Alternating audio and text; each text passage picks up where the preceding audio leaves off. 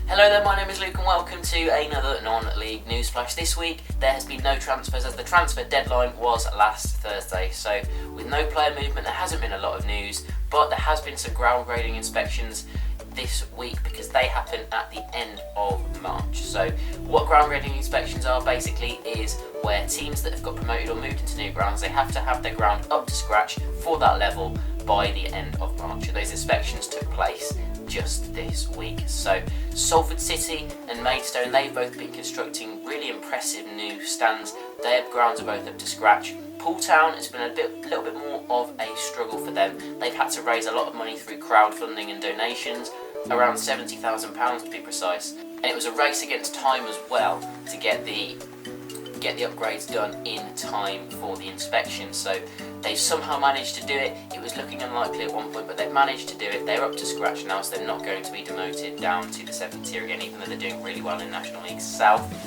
Unfortunately for Truro City in National League South, their plans for their new £6.2 million stadium, they are no longer going to go ahead because it's now financially not very viable for the club to do so. £6.2 million is a lot of money.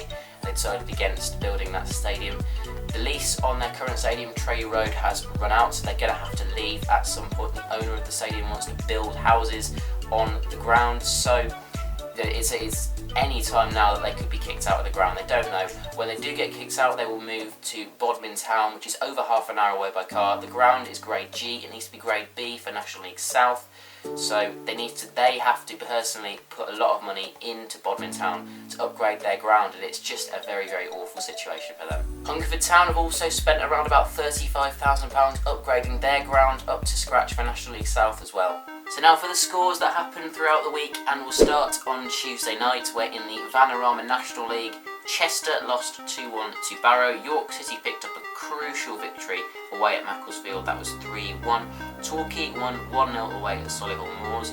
Sutton United got a 96th minute equaliser through Rory Deacon to draw against Lincoln City 1-1. Tranmere won 1-0 against Dover. Then moving on to Saturday, Tranmere beat Wrexham 2-0, Macclesfield beat Bournemouth 4-2, Dagenham and Redbridge beat Eastleigh 4-0, Dover beat Gateshead 2-0, North Ferriby United with the result of the weekend, 1-0 away victory at Forest Green Rovers. Lincoln City got a 1-0 victory over Bromley, so they'll be happy with that, and they'll also be celebrating the victory at the new lawn for North Ferriby as well. Maidstone beat Barrow 2-1, Aldershot beat Solihull Moors 2-0. Guiseley with a crucial victory for them, probably ensures their survival and confirms Southport's relegation. A 1-0 victory for Guiseley.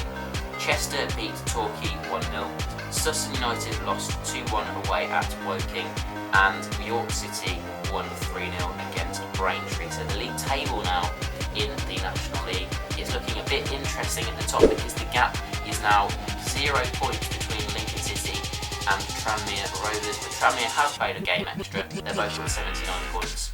Forest Green are in 3rd, Dagenham and Redbridge are in 4th, and Aldershot are in 5th. The relegation zone is made up of Torquay in 21st, York City in 22nd. I think York will stay up now, they're on great form, and they have that game in hand on the teams above them. North Ferriby are in 23rd, and Southport rock bottom, 10 points from safety, on 24th place.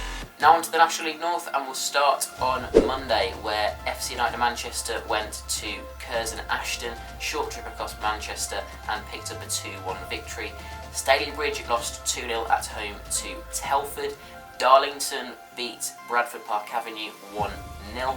Then on to the weekend's fixture. Bradford Park Avenue beat Alfreton 1-0. Brackley drew 0-0 with Boston. Chorley beat Gainsborough 4-0.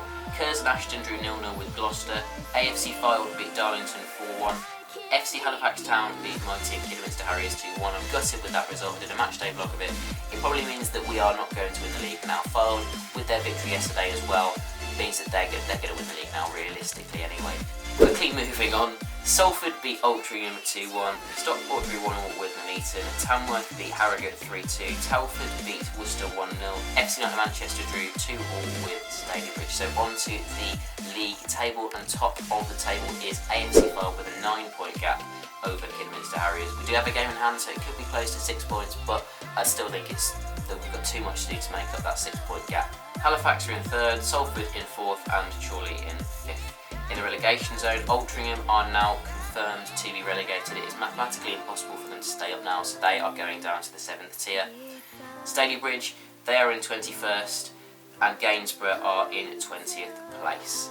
Now into the National League South, and there were no mid-week games this week, so straight on to Saturday's fixtures, and we'll start with Maidenhead United getting an emphatic 5-1 victory over Bath City. Whitehawk beat East Thurrock 3-2, Eastbourne beat Wealdstone 5-1, Ebbsfleet also scoring 5 goals, they beat Welling 5-1, Gosport drew 1-1 with Weston-super-Mare, Chelmsford went away to Hampton and Richmond Borough and won 2-0, Hemel Hempstead drew 2-2 with Dartford, Hungerford drew 0-0 with St Albans, Margate picked up a very rare victory, a 2-1 victory over Truro City, Hall Town celebrated passing their ground grading inspection with a 2-1 victory over Concord Rangers, and finally Oxford City beat Bishop Stortford 2-0, and that means the Bishop Stortford actually dropped to the foot of the table. Margate with that victory are off the bottom on goal difference. In 20th place is Gosport. Up to the top of the table, Maidenhead retain their top spot with another victory, another emphatic victory. 86 points they're on, with Ebbsfleet 3 points behind in 2nd place. Chelmsford are in 3rd, Dartford in 4th, and Hall Town are in 5th. And the table's starting to separate out a bit now, and it's probably going to end in that sort of order up at the top, because there's a big gap between Poole and Hungerford. So that's it for the latest non-league news flash. If you enjoyed this video and found it useful, then make sure that you click that like button and subscribe, because there are still people that watch my videos and aren't subscribed. It would mean a lot if you could click that subscribe button, because it would really let me know that you are enjoying my videos. So as always, thanks for watching!